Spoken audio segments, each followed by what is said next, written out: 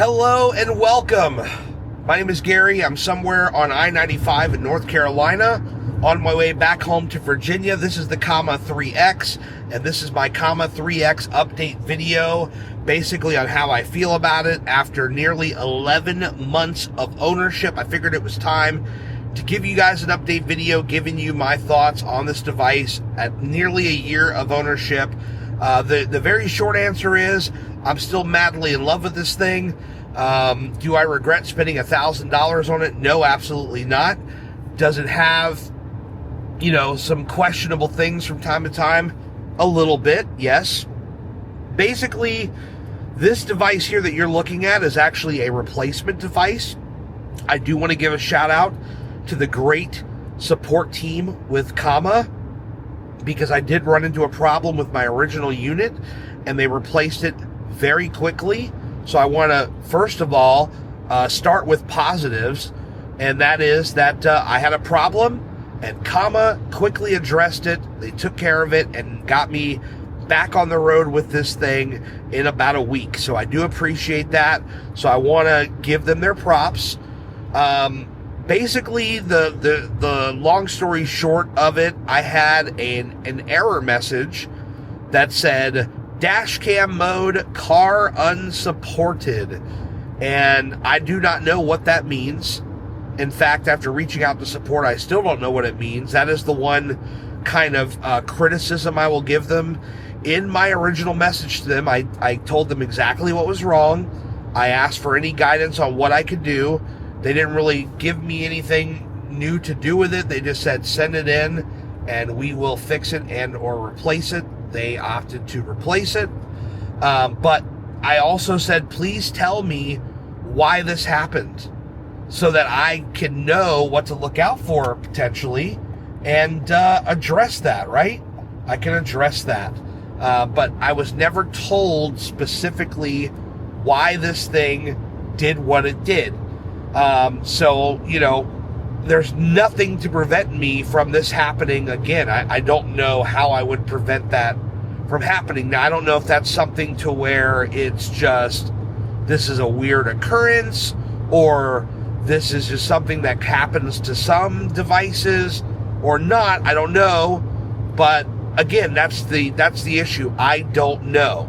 I was never told, hey, that error is because of this. And basically it's caused by this, and if it was something that I did, maybe they could say, hey, is your car set up like this, or hey, based on our looking into the issue, it looks like it was caused by this, so if that's something that you caused, try to avoid doing that or whatever. Like, there was never any communication about what went wrong and potentially how I could avoid it in the future. That is my one criticism. But otherwise, I'm very, very happy with their customer service and the fact that they just, got me a new one very, very quickly out to my house. So, I do want to make sure that I'm, just as honest as I can be and transparent when I say that, hey, I don't like necessarily that I was not given an explanation about it. But, you would argue, obviously, most important, they sent me out a new one. It was very quick. And yes, I do genuinely appreciate that. The only other issue that I've ever had with this thing was there was once or twice where it said something about system triggering a reset, and it wanted me to reset the device completely. I've even had that error message once since getting this replacement, and that happened a couple of days ago, and so I probably need to open up a new support ticket with that. But that was something that I saw probably 3 or 4 times in my ownership with the original device. And again, it would be nice to know, what causes that. So, I don't know how confident I am that when I reach out to support that they're going to tell me what happened. It's probably going to be more or less, hey, send it back in or reset the software and see what happens, which is fine. I definitely can appreciate them wanting to, get to the solution the quickest. That's great. I definitely appreciate that. I'm just the kind of person where I also would like to know, hey, where did I go wrong, and how do we fix it? So anyway, I left my house about 4 or 5 days ago. I took this thing, as I said, Virginia to South Carolina, down to Florida, and now back up north. And this thing has been rock solid, other than that system wanting to reset the thing. By the way, when I get that message, I have seen some people in the Facebook group say that they got that message. I never saw anybody say, hey, it was caused by this. But I saw a lot of people say, if you just hit cancel and you let it reboot, it'll be just fine. And actually, that's exactly what has happened every time I've ever seen that message. I just tell it, no, I don't want to reset it, and it acts completely normal. So there's definitely some weird stuff going on, but it's not preventing me from using the device. But I would like to know where these things come from, and if it's anything like that can be caused by the user being me, well, what did I do that caused that, and how do we not do that? That's all I would want. But this thing has been great otherwise. It's always performed very, very well. In fact, this would have been on Thursday, where I drove this thing from South Carolina to Florida nonstop.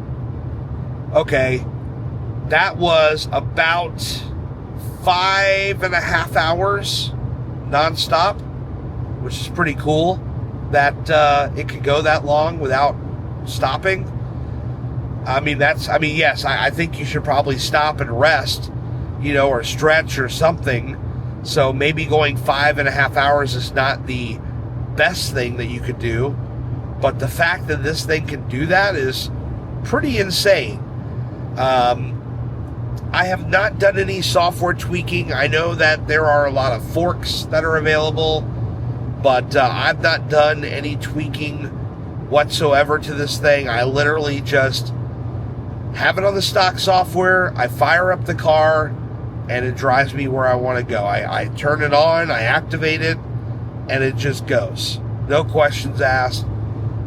They are on software 0.10, I think it is. Yeah, 0.10.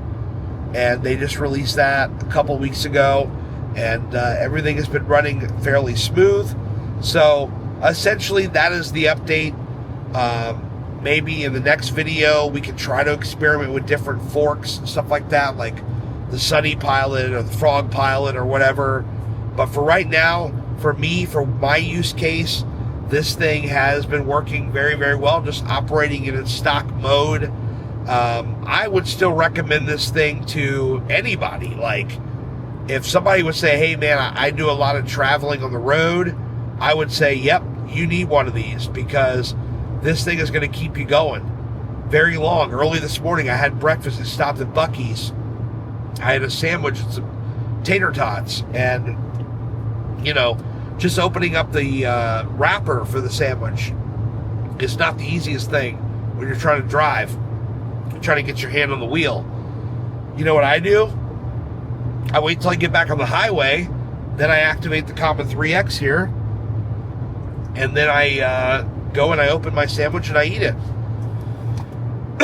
And it's perfect.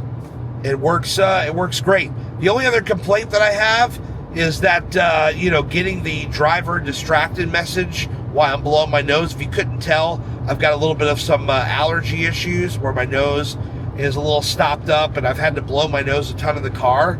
And I've had several times now where it's pretty obvious that my eyes are still locked directly on the road, but I'm blowing my nose, and I guess because it's obstructing my mouth, I don't know why it needs my mouth to be perfectly unobstructed to not alert me in a message, but blowing my nose, I keep getting driver distracted, and sometimes it takes more than 10 seconds to blow the nose. So then it starts getting really angry, and it keeps just beeping over and over again, driver distracted. I would totally understand if my face was down and I'm looking at my phone or something, but I'm literally just blowing my nose and looking straight ahead at the road in front of me, and it still would tell me that the driver's distracted. I'm like, I don't like that, but that's I guess a smaller gripe. I'm assuming without knowing, but I'm assuming it just needs your entire face unobstructed, and that's probably why it's freaking out. But other than that, I, again, have no regrets buying this device. I'm a big fan of it. I think it works very well, and I look forward to whatever the future updates from Comma is, because, you know, my dream has always been to have a Tesla. That's what I've always wanted, and this was something that, you know, can't necessarily fill in all the void of not having a Tesla, but it helps to, you know, it helps to keep the excitement for my current car rather than getting bored with it, because I can do this and it's going to drive me, you know, as far as it could possibly go until I need to stop for gas or to go to the bathroom or whatever. So anyway, appreciate you watching this video. If you made it this far, sincerely, you're a real one. I do appreciate it. Hit the like button down below if you like the video. Hit subscribe if you want to see a little bit more, and hit the bell so that you'll be notified every time I publish brand new videos. Thank you so much for watching.